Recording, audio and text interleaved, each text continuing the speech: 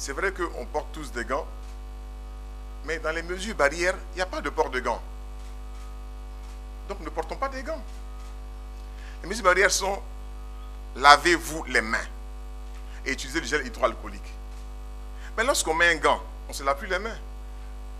Or, il faut se laver les mains. Les gants vont transporter le virus partout. Donc, c'est très déconseillé de porter un gant.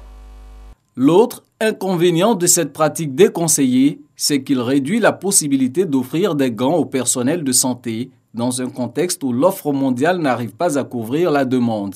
Dans cette politique de riposte au Covid-19, le directeur général de la santé assure que la protection du personnel soignant est inscrite au rang des priorités. Monsieur le ministre a reçu certains syndicats pour échanger. La principale préoccupation, et nous la partageons, c'est comment les protéger face au Covid-19. C'était l'absence d'équipements de protection individuelle, les masques, les gants, les surblouses. Nous avons reçu les dons qui nous permettent d'attendre que nos commandes qui sont passées puissent aboutir. Vous savez, les commandes qu'on passe maintenant, c'est au moins une semaine. Mais aujourd'hui, au jour d'aujourd'hui, nous allons livrer tous les hôpitaux qui en ont besoin. Et donc, il faut qu'on comprenne que l'État fait de nombreux efforts pour cette lutte. Aux côtés du ministère de la Santé, le ministère du Tourisme est chargé de déployer la logistique sur les sites retenus pour la prise en charge des malades. Dans une quinzaine de jours, d'ici le 15 avril, sûrement nous allons atteindre une période de pic. Et si cette période arrivait, quelles étaient les dispositions du point de vue de la logistique qu'on déployait à l'effet de pouvoir absorber tous les cas qui se présenteraient à nous.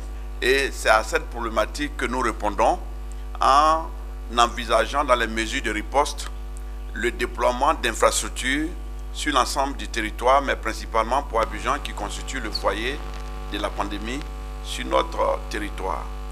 Il va sans dire que bien des établissements ont été retenus.